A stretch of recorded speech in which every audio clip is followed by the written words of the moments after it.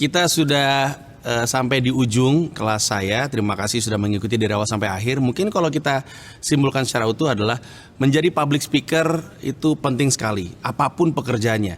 Karena dimanapun kita kerja, apapun bidang kita, selalu ada keperluan untuk bicara di depan publik.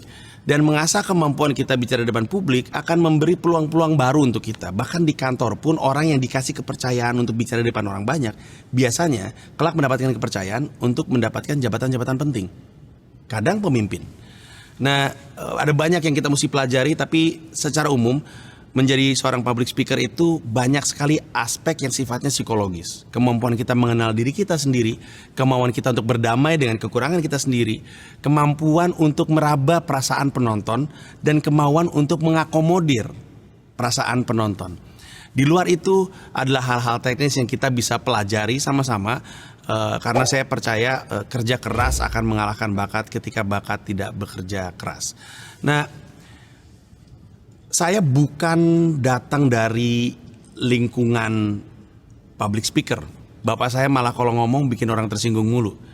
Ibu saya bahkan cenderung pendiam, jarang ngomong. Walaupun sekali ngomong nyerocos. Ibu saya itu orang bank, bapak saya itu adalah insinyur listrik. Di sekolah saya nggak pernah ada apapun yang jadi indikator bahwa saya akan sukses. Tapi itu karena apa yang menjadi bakat saya itu nggak dinilai di sekolah, nggak dijadikan sesuatu yang penting di sekolah.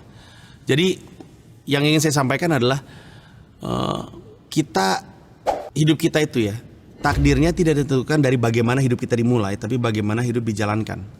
Jadi kita bisa datang dari lingkungan apapun, kita bisa datang dari kesederhanaan, kita bahkan bisa aja datang dari lingkungan gagal, tapi itu bukan takdir kita. Kalau teman-teman punya mimpi dan mimpi itu adalah menjadi seorang public speaker dan teman-teman ingin punya karir dari situ, pegang aja mimpi itu. Almarhum ayah saya bilang, jangan pernah membunuh mimpi kita karena mimpi nggak bisa mati. Dia hanya bisa pingsan, kemudian bangkit lagi di usia kita tua dalam bentuk penyesalan. Saya waktu denger itu terngiang-ngiang, kayak disuntikin sama cara pikir baru. Karena pada saat itu saya juga lagi tinggal di sebuah rumah barengan sama om saya yang setiap hari kerja menyesal. Setiap hari. Dia bilang, dulu kalau om udah begini, om udah begitu. Om kenal tuh orang itu. Dulu kalau om gini, om juga gitu. Tiap hari menyesal. Jadi saya tahu rasanya hidup dengan orang yang udah tua dan tiap hari menyesal. Di sisi lain bapak saya bilang, jangan pernah membunuh mimpi kamu. Dari dulu saya bermimpi pengen jadi seorang pelawak, stand up comedian. Siapa yang nyangka anak yang ranking paling bawah seumur dia belajar 6 tahun SD, 3 tahun SMP, 3 tahun SMA ternyata jadi orang Indonesia pertama yang tur dunia. Bukan kata saya, kata majalah Rolling Stone. Jadi artinya jangan pernah menganggap rendah awal hidup kita. Jangan pernah merasa awal hidup kita itu adalah sebuah vonis. Dan jangan pernah merasa mimpi kita itu tolol. Jangan pernah membunuh mimpi kita karena gak bisa mati. Daripada kita pukul, terus kita hidup tua menjalankan keseharian kita di usia 65, kemudian kita menyesal. Kenapa saya nggak gini, kenapa saya nggak gitu. Jalanin aja.